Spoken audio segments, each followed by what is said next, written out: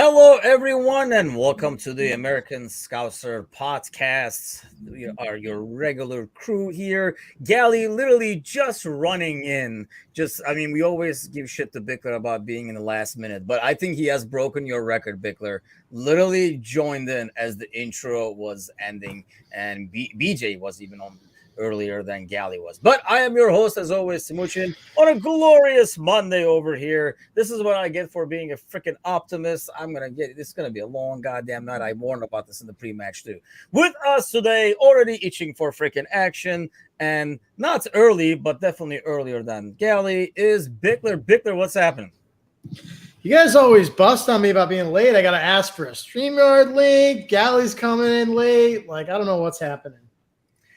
To be fair, I just realized like half an hour ago that I had not eaten all day, and we record the Premier League show right after this. So I was like, I'm getting some food in the system before I get the nonstop. Honestly, this is more excuses than Jurgen Klopp, to be fair. But the ribs were not dry. I did make some very nice moist ribs. The pitch was dry over there. Gally, what's happening? Were you walking the dog? What are you doing over here? It's got to be bizarro world when it comes down to resetting the Wi-Fi, trying to get the fired up computer, and, well, you being okay with an afternoon like today. Oh, I mean, hey, I'm not okay. I'm more okay than most. Let's go with that. So it's going to be quiet. But actually, you know what?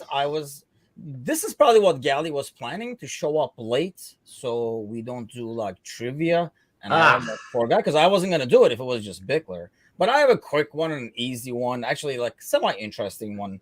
Out of the Premier League teams that were the founders of the Premier League, there is one club that is no longer in the top 4 leagues.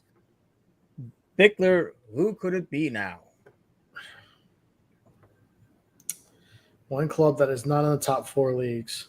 This week's question submitted by Alan Walnut, who says, greetings from Houston. He initially sends these to stump you guys, so they're fighting with BJ onto who's going to stump you guys more. What is the club that actually is not a club anymore? It starts with a B. Come on. What is the club that Bury? Bury? Were they in the Prem? The answer is 7. The answer is 7. It's 7 games we've conceded first. Yeah. I have absolutely no clue who the team is that was in the Prem to start that isn't any longer. Would you like to make a bad guess like Paul, or? I mean, Wimbledon's no longer a squad because they're MK Dons, but I'm just going to say Wimbledon because I know they're no longer a club. They're still a club. It is a club, isn't it? I was going to say it's Oldham, actually. But the original. Oldham, who is now in the national division, which is like the 5th tier, all the way down. Remember that time Oldham beat us in the League Cup? That was a good time. Memories. Okay, well, let's make some new freaking memories over here. So we kind of talked about it, and honestly, like, you look at this lineup, guys, I don't think it's rocket science to anyone. We kind of talked about it in the pre-match show with Maka and Mateusz. I think you look at this lineup, Bickler, today, which I don't think anybody guessed this lineup like 4 or 5 days ago, and we'll talk about the situations behind it and stuff. But I think the concerns were very obvious. What was the first thing you thought of when you saw this lineup? Well, I mean, the 3 words that I responded on Discord, we can't read out loud on here. But basically, I think the thing that jumps out is right in the middle that we're starting a 37-year-old in midfield, and then you just work your way back and you see Phillips and just try not to, put your hand through a computer monitor. I don't understand this at all. And I know that this was just a crazy week from an injury standpoint. Every day somebody was going down and training or pulling up with something apparently. I just don't understand what the point of having players on the bench as precautionary subs. Gomez and Henderson are precautionary. What's the point of having them if you're not going to start them? and their replacements are so subpar. Like, I just do not understand it. Like, and that's no disrespect to Milner, because I mean, Milner, for all intents and purposes, has been one of our better players so far this year. That's part of the problem. I just do not understand how we're in a position going into this year. We're starting a 37-year-old in midfielder. We're now down to our fourth choice striker. We still don't have a backup for Mo Salah. There's no right wing depth. And there's absolutely no depth in it. I don't understand. I don't get it. Like, what? Like, this has been an issue for 3 years, and we still haven't addressed it. I don't understand it. And I keep hearing about how we just have to wait for the right player. Well, the right player is the one that's available. So let's start there. Let's start with somebody who's available and then work our way backwards. Because right now, it just appears like Jurgen Klopp is very stuck on a few players that are unachievable targets right now, and the team is suffering for it. Gally, do you understand it? Because Victor doesn't.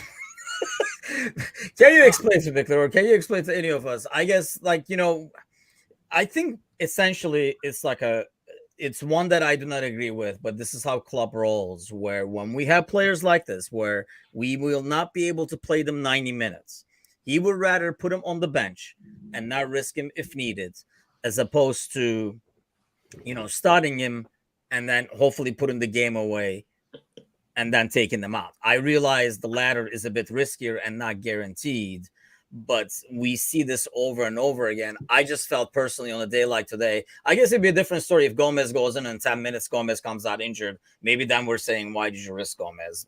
But either way, but what do you think of that? Because these guys, if they're good enough to be on the bench, should he not have been out there?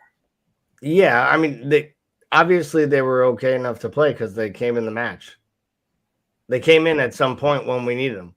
And for me, that means that they were fit enough to play today, and then therefore they should have started. And with 5 substitutes, I'd rather get the first 20 minutes and find out that he's not fit enough to play, rather than play Phillips and find out everything we thought we knew, which was if it comes down to a one-on-one foot race, Zaha is going to score. I mean, they had one opportunity to score in the first half, and they buried it. And really, we're lucky that they didn't have the second one. You know, and it might have been just a really different match right from the beginning. And for me, the fact that Klopp continues to go back to the well sometimes with some of these decisions based on his overall, like, kind of gut feel and his faith in the boys. I mean, you couldn't have faith today in Nat Phillips going up against Zaha. It didn't make any sense whatsoever. And then on top of it, you take Henderson out, which kind of weakens that side, which just kind of compounds itself. And then the response is to play Milner. Wasn't even like he went with Keita and Elliott, which I think would have been a real gamble, but at least you could have said I was trying to offer something different to my midfield.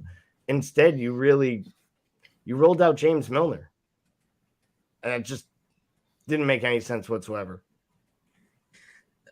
So, I mean, Bickler, like Mateusz says, give him the chance. We'd rather see them come off in 10 than play the last 25 and see they're okay. And I think that's kind of like where we're at. I agree with that. I mean, that's how I would do it. But we know Klopp has never done it like that, even in these, like, you know, like cup games and stuff like that in the past. You know, like we loaded the bench and we were like, let's see what happens first. Then we'll put the big boys in, kind of deal. But I think the bigger issue was we have Fabinho that's really out of form, so we could not even protect him as well as we should. Hence the situation with the goal. I mean, I just don't. None of it makes sense to me. Like, I feel like I feel like I'm living on another planet. I just like, so like you're gonna, okay, so say in some bizarro world, like starting Nat Phillips is your answer, right? Like, I know that Gomez just returned from training, okay? Like, I mean, we saw what Gomez looked like for the last 20 minutes of that game, and it was pretty fucking good. Like, yeah, good enough. Like, I thought he was arguably the best. Like, I mean, he probably looked great because, let's be honest, Van Dijk has been subpar for 2 games now. Subpar. Like, I think he looks slow. He looks old. He looks tired. And it's the beginning of the season, and that's scary. But in some bizarre world, say you got to start Nat, right? Tweak the tactics.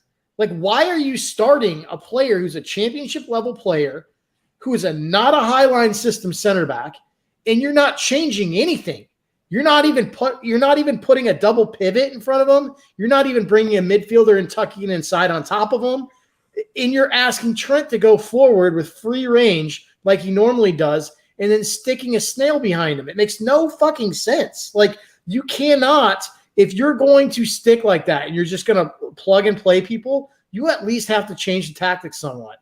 And like the fact that like, this is like, I love Jurgen Klopp. He's a club legend, right? But this has been a criticism of Jurgen Klopp his entire managerial career, that he doesn't have a contingency plan. He does not adjust tactics fluently. And like, at this point, I have to agree with that. I think here's the thing. Not only defensively, we kind of knew that was going to be an issue, right? You see the lineup, you're like, hey, Zaha, Trent, who's going to cover that? No Handel to cover that side. So like Elliott and, like a Fab, that's not his Fab self.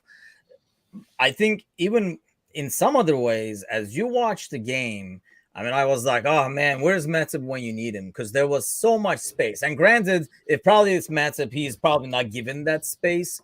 But when Nat had the ball, Crystal Palace could just sit back and not worry about him really driving towards, the defenders and get him out of that shape. He had so much time on the ball, on the dribble, but he's not a threat. So I think having Gomez there, because they would not be able to do that against Gomez, Gally. You'd like to believe that they wouldn't be able to. I just think that the way that we saw them respond to the overall tactics, to Paul's point, there was no change whatsoever in shape. There was no response to the personnel that we had. And clearly we started a weakened side. And to not change your tactics at all when you're playing with a 37-year-old in the midfield and a slow and subpar center back pairing, your fifth choice center back, it's a little bit of just straight up arrogance, to the point that if it was anyone else, we'd be questioning like why they did it. And to do that without your captain, I don't know if it has more to do with not having Gomez there as it was just not setting up all the players for success. And like, Van Dijk gets questioned for not cutting off the Zaha play fast enough. I think he doesn't know what it's like to have to play next to a center back who's not tactically able to play the way that he and his partners have for 3+ years. And I think everyone who wanted to see Phillips play with Van Dijk, we saw today why they're not the pairing of center backs, because they don't actually make each other any better. And I feel like that's what you saw today. You saw almost a frustrated Virgil the entire 90 minutes. To be honest, though, I agree with Bickler where Van Dijk has now looked himself. And, I mean, that goal should go partial to Fab, because totally like whiffing it where you should be cutting off that counter. And obviously Nat's kind of like trying to almost cheat to set the trap, but he can't set the trap and he's chasing. But here's the thing. Van Dijk should be able to close that down. I think a normal Van Dijk closes that down, cuts down the angle a lot more, and, at least makes the shots a lot more difficult. He almost looked like he was initially going full speed, and he did not. He was almost like too afraid of the cutback. But even if Zaha cuts back on him because, Van Dijk is coming full speed, I mean, you would hope Phillips by then would catch up, because Phillips was tracking back. He was like only 2 steps behind. So it cuts back. Phillips comes back, everybody else comes back, and I think we'd be able to avoid that. I mean, it's kind of like easier, I guess, to go back to these goals and like, pick and assign blame. But I feel like that he is partial to blame for that as well. That back line has just not been the same, Bickler. Yeah, no, I have a little bit of a worry. Well, first of all, let's just get everybody healthy, right? But I'm also worried about Van Dijk. I mean, you saw that miss in the second half when he was in the box up front, that sort of like half volley where he just swings and absolutely misses. I'm worried, man. I'm worried there's something off with Van Dijk right now. And like, I just, I don't know what the answer is because I feel the same way about Fabinho. He was better today, but he was still off it for sure. And this is the beginning of the season. Like, this is when everybody should be their sharpest. And it looks like the end of a season for these guys. And that is very, very worrying. Yeah, Jamie says he doesn't get risking a player from the start, but I still feel like if you're good enough to be on the bench, and here's the thing: if you're good enough for the bench, like in Hendo's case, what's a risk? Give at least 45 minutes, then give us those 45 minutes. I'd rather not play catch up and get ahead rather than play catch up. And I understand, if you have to take it out at halftime, you can say, hey, he was already having a knock, so we had to take him out. And then, put fresh legs in, because you can kind of tell, especially against teams that sit back and have a good shape they keep. Hendo's presence is important there in terms of fast ball moments. He's not going to have, the fancy, through balls or whatever that Thiago is going to have, but he moves the ball a lot faster, which obviously helps the cause. So, here's the thing. Obviously, a brutal start to the season, already 4 points behind who we know we're going to end up chasing one way or the other based on the performances by themselves and obviously the points already and history. I thought, Gally, that, the 2 games were totally different, though. Like, we did start a lot better, and I thought we looked a pretty good side compared to the first week this game. It was more like the team we know in terms of intensity level. Yeah, I thought we had more fluidity early. I thought we were crisper with our passing and our press was much better. But I'd like to believe that happens when you play at home. And I do think that the crowd gave them good energy early and kind of picked up the side. I also think that they had opportunities in the first half to score, and they didn't bury them. They were close a couple times. And I think that was a little bit disheartening for them. I think if they might have been able to pop one in early, I think the whole outcome of today might have been really different. One thing I noticed, and I don't know, if it kind of stuck out to me because we knew Nunez was out there, but I felt like we were putting a ton of balls into the box where we normally do not. And we really still only have one guy in the middle that can go after him. And that was almost like Mo didn't have a great game, but I feel like that almost takes Mo out of the game a little bit because he did actually have that chance, but he's not that kind of a striker. If the opportunity that came to Mo, for example, goes to Jota, that's probably a goal. But Mo is not that kind of a striker. Are you shocked to see that, Bickler, where it felt like we were putting probably 2, 3, 4 times more balls into the box than we normally do? So I kind of disagree with that just because I think that it felt like exactly like what we've always done. Like we've always dumped balls in the box and just complained about not having a target. So the only difference is now at least we had a 6'2" striker in there to blame it on. That's still not a plan B versus a team that puts a low block and 4 back and stacks 8 in the box. We can dump balls in all day to a 6'2" forward, but that's the only difference is it's Darwin, not Jota. Think about when we were disappointed, when we were frustrated in the past. It's always we don't have a long distance threat from the midfield, or we're not able to dissect the low block. We're not putting enough balls in from wide areas. That's what we've always done. So for me, it just felt like more of a continuation of the same tactic not working. And we bought another piece that we thought would be a piece of the puzzle and maybe breaking that down, and just wasn't successful. But to me, I think the frustrating part was not the fact that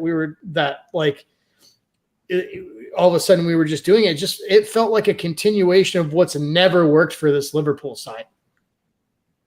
So let's talk about Nunez a little bit, Gally.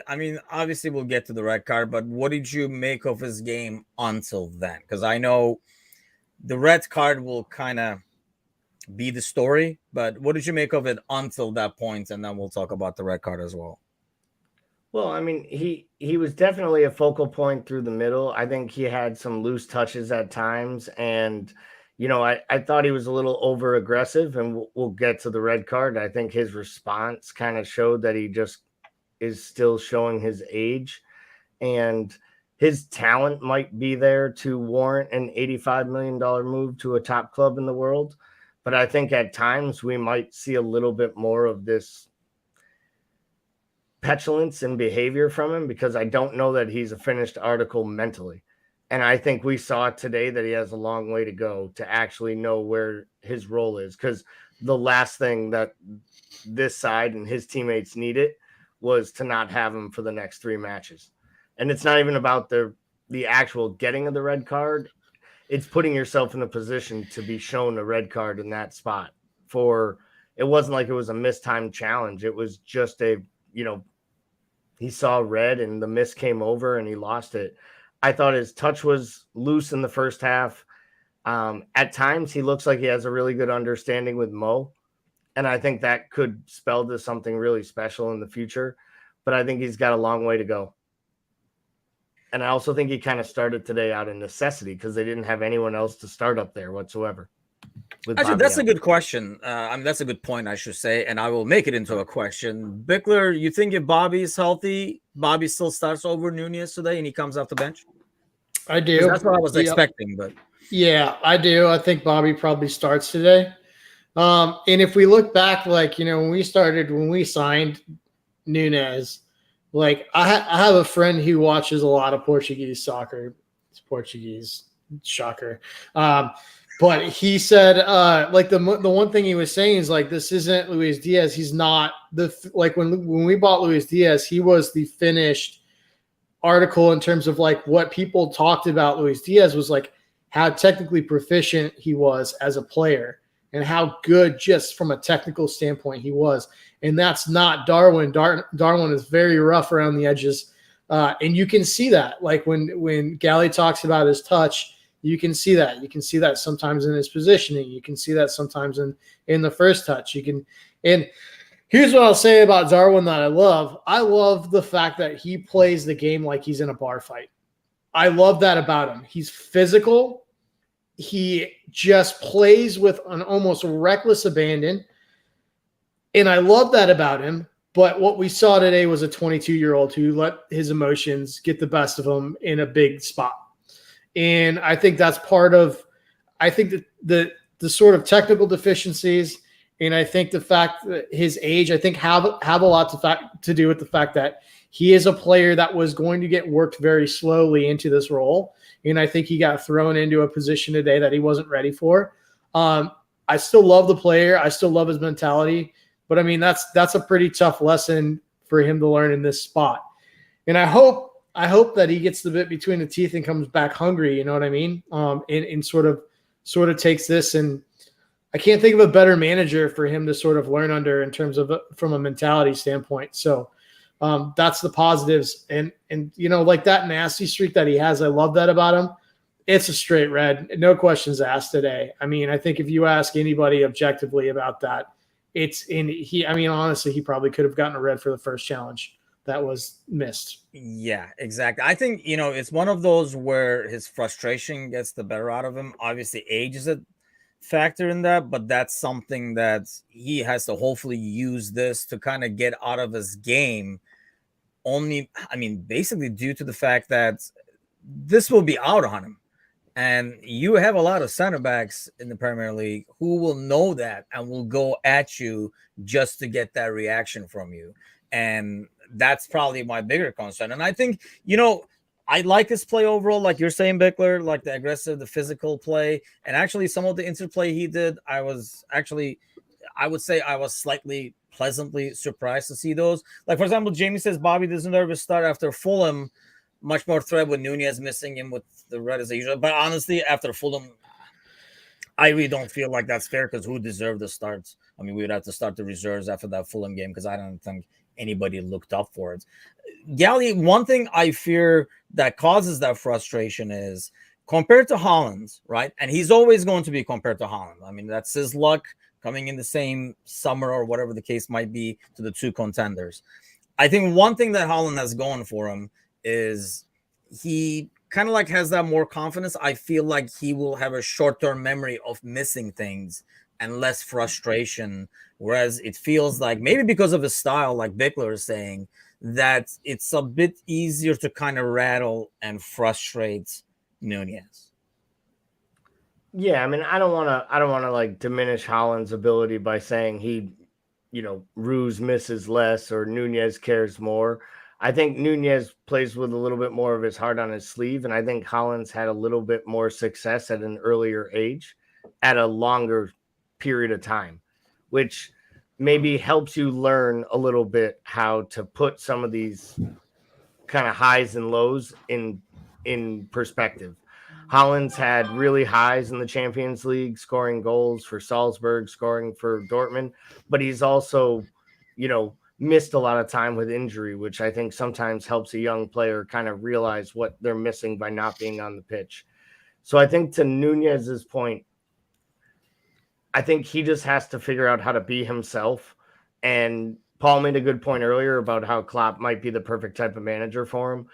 Klopp was going crazy trying to get him off the pitch when he was losing his mind, going after the referee, because Klopp knew what he did deserved that red. And he just wanted him off the pitch because he wanted to minimize his overall kind of emotion on it. And I think that was important. And I just think he has to just kind of put his head down. He has to learn a little bit about this and just look at himself and not worry about anyone else. So earlier, Chris Bengal was saying the 5-4 top four is on totally like last year. I still feel like that's an overreaction. Like I say, if that game could have gone a lot more differently if we are able to capitalize on one of our chances, and maybe if we started if we made the necessary adjustments. I put this more on Klopp than anything else, because the first one, I think the Fulham game, it was more like we said, the players, right? Like the attitude, the approach over it. It just did not look like they had the energy levels to match Fulham. I felt like we started really well. You capitalize on one of those chances, it's probably a totally different game. Or if we start with the riskier lineup, well, in terms of like injury riskiness lineup, I feel like we go to distance. How big of I know you're quite upset, Paul, but in the grand scheme of things, do you agree that it's that big of a deal for the fighting for the top four, or is just like, once a couple of these guys come back, we're going to start rolling like we were? Probably somewhere in the middle. Like, I don't know that I'm going to go and say like, we're in a fight for top four for 5 and 6, but like I think the alarming thing to me is that these are issues that are like long threaded issues through the fabric of the club, that are issues that have been festering for 3 years. This isn't a patch of bad form. Okay. This isn't like a slow start to the season. And like, it really irritates me to hear stuff like Klopp post game, basically talking about how this week was like an injury plague of biblical proportions. Like, injury crises hit teams. Okay. It happens all the time. West Ham played the entire last 2 months of last season without a center back. Like, you make adjustments, you buy for depth, you make tactical tweaks, you make philosophy changes. We've done none of those. And we have known issues in the squad. And we've had 3 years to know that all these contracts were changing this year, and this is going to be a transitionary period. And it does not appear that we have made the necessary contingency plan for that transition. Mostly because it does not appear that we have like addressed any of the depth issues and any of the points of the team we're concerned about. And we're now trotting out a team, injuries aside, put out the injuries. If everybody's healthy, we are trotting out a team that is the oldest in the league and pretending like we're going to walk this league and be in contention for a league title. And I just don't know if I'm there yet. I just think I'm deeply frustrated at a lack of urgency in the side coming out of this season. And I'm deeply, deeply upset and frustrated with very, very obvious flaws in this team not being addressed. How about you, Gally?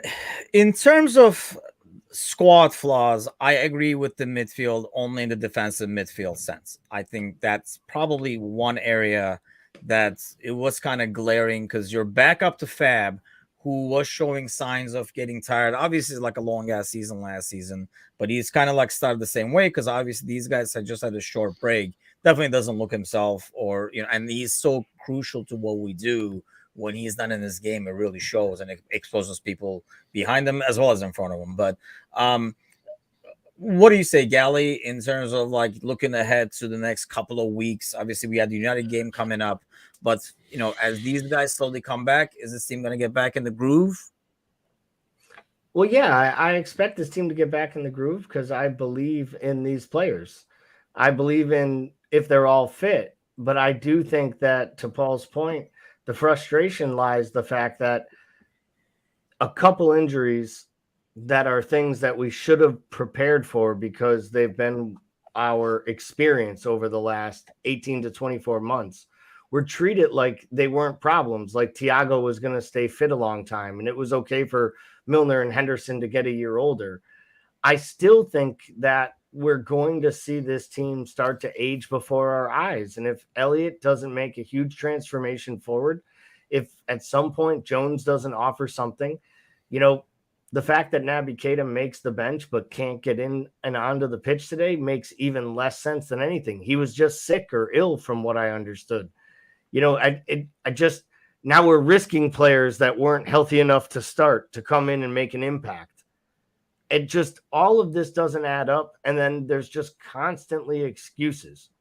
And I feel like there's just more excuses over the last 6 months than I can remember at any time in the last 3 years. And that went through COVID, Van Dijk, and having no center backs. Yet now the excuses are there, whether they're the manager, the club, or the PR machine telling us why we're not, looking at buying $15 million midfielders that could do a job instead of playing James Milner today, if you don't have faith in anyone else. And I just feel like it's the excuses that I'm frustrated with. But would you rather have, I guess depends on like the person, but would you rather have that an unknown coming into, because here's the thing with Klopp, even if they sign somebody, let's say for 2025 right now, you guys know we're not going to see him till after the World Cup, probably on a regular basis, right, Bickler? I guess there's the need now, but even then, knowing Klopp, he would try out 37-year-old Milner out there before putting that new guy in who has not learned the system yet, or who just. Well, I think once again that's probably on Jurgen Klopp, though. He was forced to play Diaz. That turned out okay. Do you know what I mean? Like, he was forced to play him, and he hit the ground running. It's like this is another one of those things with Jurgen. It's like, sometimes I think he has a little bit of a reckless arrogance about him, and in terms of like just having things done his way. And I get that he's probably earned that to some degree. Well, not to some degree. I think he's probably earned that. But I think like at the same time, like you have to just hold your hand up and address an issue when there's an issue. And this is like, I understand protecting young players, okay, and like wanting to sort of slowly bleed them in, and I understand that. I understand wanting to have a path for young players into the side, but I also understand that your number one obligation of the manager is to the club, not to these young kids, okay? And if Jones isn't good enough, he's not fucking good enough. Go buy a midfielder. If Harvey needs more time, he needs more time. Find a midfielder, and Harvey will fight his way back in, okay? But you've got 4 midfielders. And I disagree with you. I think it's more than just Fabinho.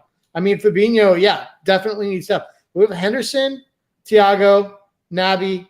All 3 of them have had some serious injury and health issues and age issues. None of them are getting younger. Like, the midfield is just, it is what it is. And I'm sorry, Harvey and Carvalho, offensive-minded midfielders, are great additions, and they're great kids. But that's what they are. They're offensive-minded kids. Neither of those players are box to box. I know that Harvey is going to develop, and I know they're trying to develop that way. Jones suffered massively last year, had wildly inconsistent performances, struggled with defensive assignments on that side of the field when he played.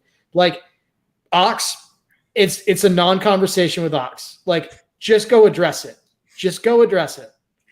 And I think that's the issue. Like, some of the depth is not reliable depth. I think when I say Fabinho, because I don't want to count as Henderson behind Fabinho, right, so that you can have, those 3 old guys. Hopefully one of them will be healthy for that spot, as long as you have somebody capable to go behind Fab. And you do have one of those kids who can kind of like play that role. What did you make of Elliott's game, by the way, today, Gala?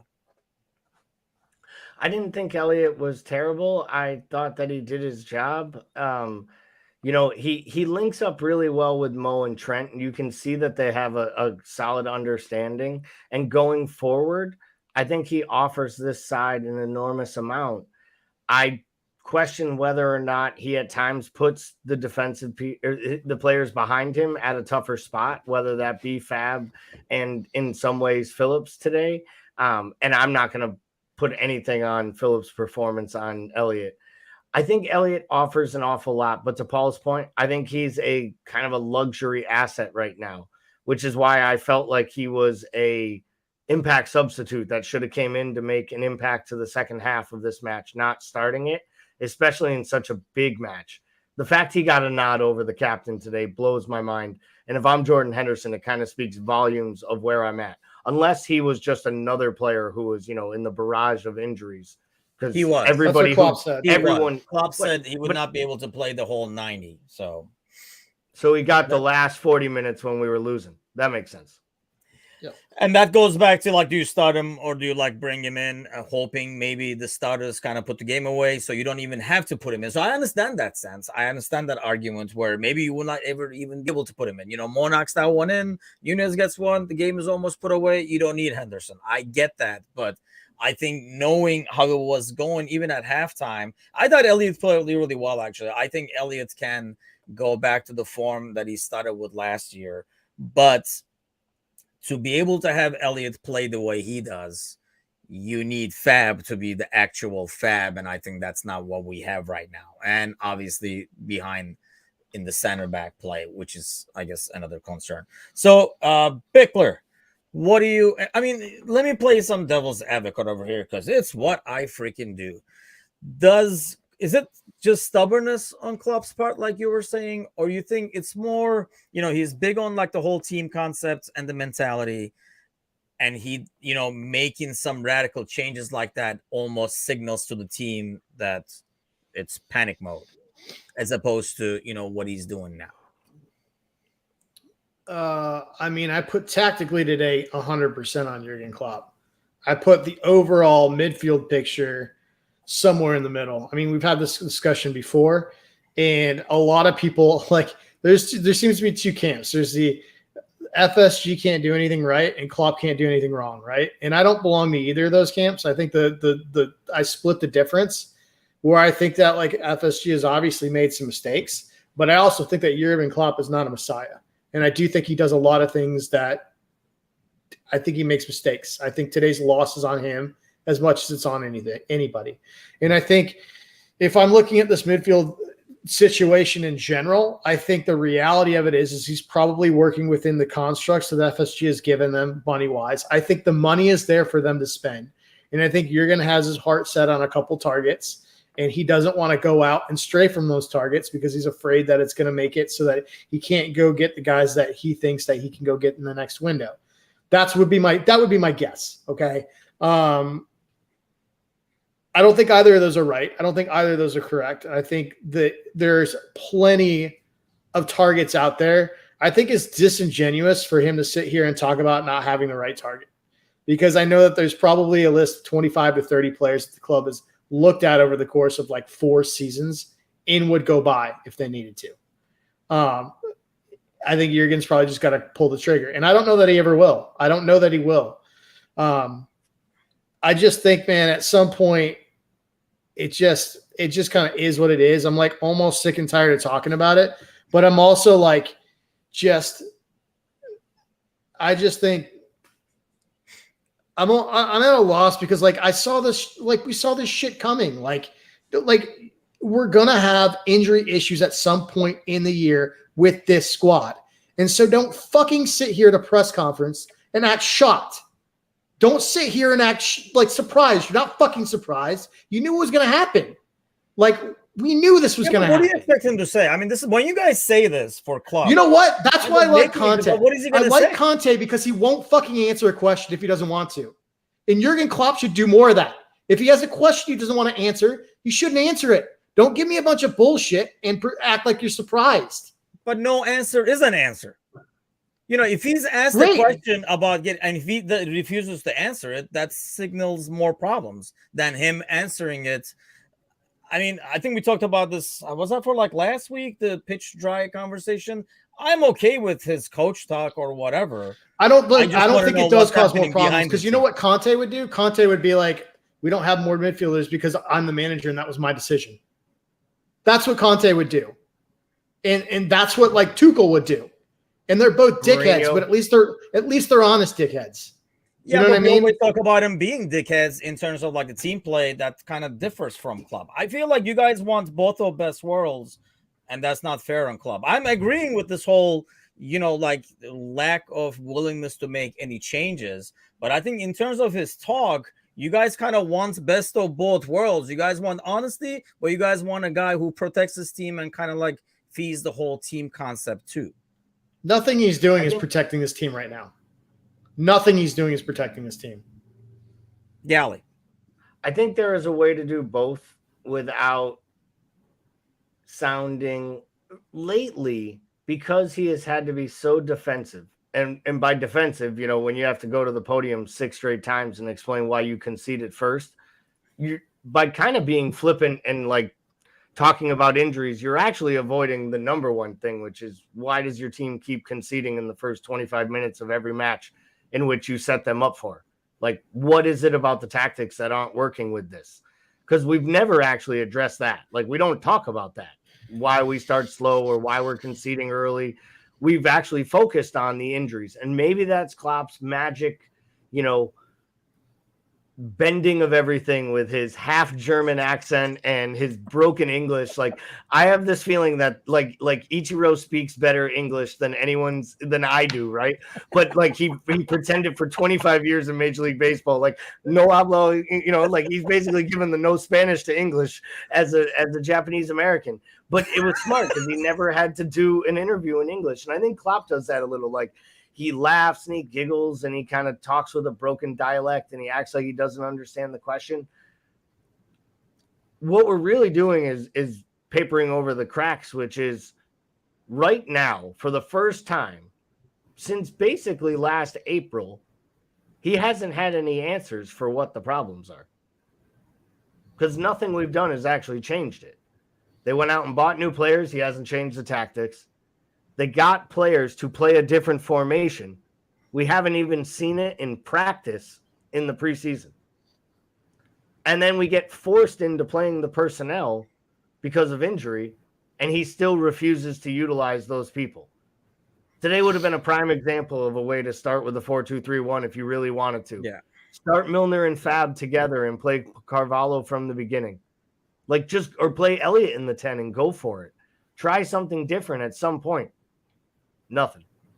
And it reeks arrogance. And for such a humble man, who's supposed to be the normal one, right now, the only thing we're doing is the same thing over and over, week after week, and expecting different results. And we all get all over City for the way they conduct business.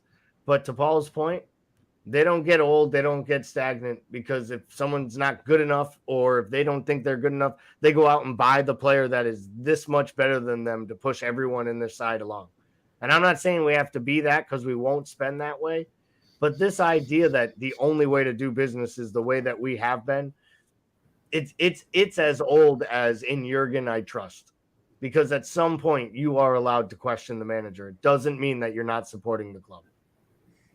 Yeah, I agree. I mean, like I say, I definitely agree with the stubbornness in terms of like not changing things or making it up, especially when you have the injury crisis and you're having to field, kind of like you're saying, Gally, you're fielding people that maybe you would not.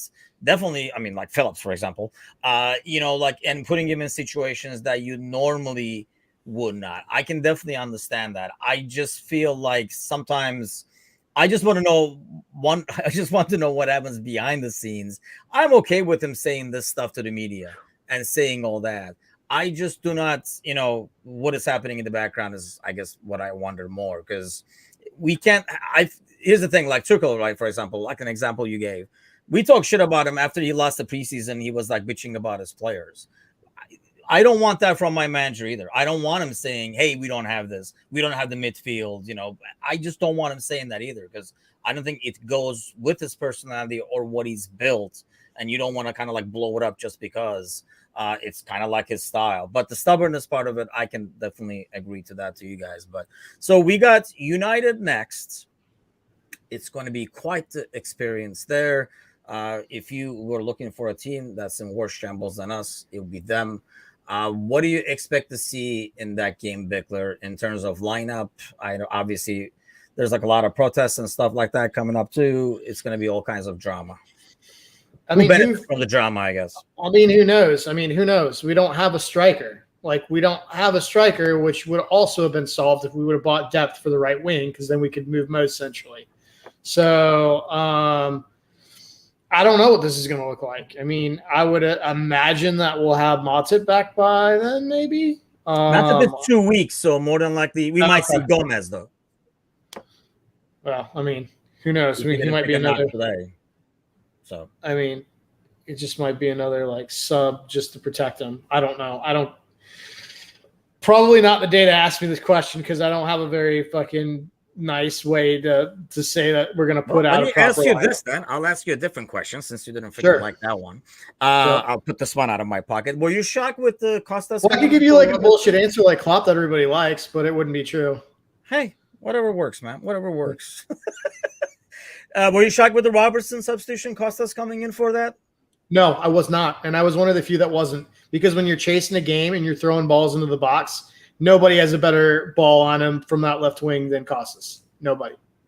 Yeah, I thought the same thing. I was shocked first to see him come in. Then it kind of made sense when you thought about it. Yep. But unfortunately, his delivery was way off today.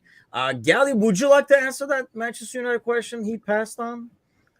So I'm going to hope that Gomez can play, because if Nat Phillips plays, Ronaldo's going to actually come back from the dead and will actually probably look like a human being playing in the Premier League again. Imagine if Ronaldo woke up and found out he was going up against Nat Phillips against Liverpool at home at Old Trafford. He'd literally be like, really? Really? And I think that Gomez will play, and obviously, hopefully, Matip can make the bench, and Jurgen can talk about how he doesn't need to play him. But if he had to, he would. But then he won't put him in unless he has to, and then he'll play fine if he does. I think in the midfield, hopefully Henderson's back, because I think you need that leadership. And honestly, the most important thing might be that Fabinho shows up and plays a match again for the club, because I'm not sure he's actually played since late March, early April, because he was missing down the stretch. He was nowhere in the Champions League final. I know he was coming off injury, but he struggled down the stretch, and I just feel like he's still struggling now. And it's almost like our whole side goes with Fabinho, which would make you think at some point they'd find him ample cover in the side. Yeah, I feel like it will be a Keita, Hendo, Fab midfield, which would do well against the United team having issues trying to build from the back and stuff like that. And Keita, that's why Keita does especially well against them. So I expect more of that. The front three, depends on, I guess, what Bobby's injury is. If Bobby is not available, are we putting Elliott on the right and Mo in the middle? Because it does not seem like there are a lot of other options here. Bickler, would you like to pass on this one too, or take a snap? Yeah, I would like to address the fact that there aren't another whole lot of options, because we haven't addressed what also has been the wrong guy. Gally, what? I'm gonna just pass it. I'll put Bickler on mute, Chris, of the way. Well, it's two-parter. Edibles with him, for fuck's sakes. It hurts. It hurts when your $85 million, £85 million buy up front can't play. So that's a first part of why you're a little bit short. But I it might even be Carvalho on the right and Mo in the center. It might be Carvalho through the center. I know that would seem like a drastic move, and just playing Mo on the right, because you can get at United on the outsides and cutting in on their center backs. And it's not like we have to worry about starting a guy with height. They start a guy our height at center back. So, but I do think it'll be interesting to see which way they go. We're going to have some lineup issues for the next month, which is kind of crazy when you call yourself, the deepest or second deepest side in all of England. We were on paper, God knows. Afraid to come to Bickler, but Bickler, can you give us a score prediction while you're at it? Or would you like to pass? Maybe I'll put a pass button there. You can just hit it, and then we'll just go together. Both teams suck. No, I'm just kidding. Let's go. God, let's go with a therapeutic 3-0 win for Liverpool. Who cares if we don't have a striker or midfielders? No big deal. We got it. How about you, Gally? Let's keep the optimism going because it's bad. It sucks when I'm the only one. I think it's going to be 2-0. It's not going to be the easiest of matches, but I think, outside of a horrific mistake by Brighton's goalie, United would still be looking for their first goal of the season, and they'd be outscored 6-0 in 2 matches. So I think we'll be a little too much for them, probably on the counter and on the press, and I think their supporters will put too much pressure on them. But I'll go out on a limb here. That's all assuming this match gets played. Because when these idiots talk about doing something like a boycott, they usually screw it up to the point where they won't even get their point across, where they all walk out of the stadium. The match won't get started because half the idiots won't get the memo, and they'll start boycotting before it even begins.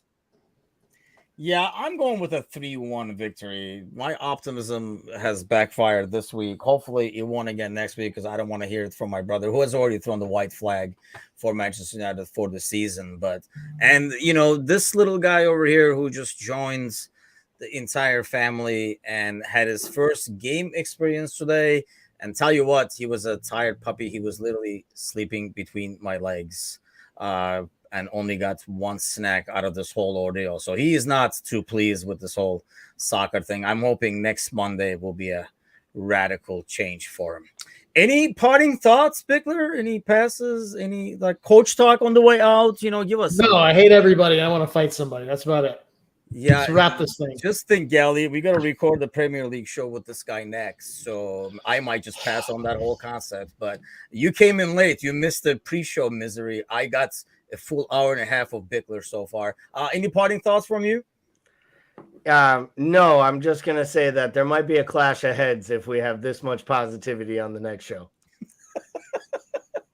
I might just have edibles delivered to everybody. So we started before the show or something like that. But, thanks a lot, everybody, for joining in and all your comments. If you have not done so already, head over to YouTube, subscribe to our channel, where you'll be able to get to listen to Bickler being crabby on the Premier League show, which we'll be recording after this and should be published sometime on Tuesday or Wednesday. So have a good week, everybody. Next Monday will be a lot better. Take my word for it. Take it easy, guys.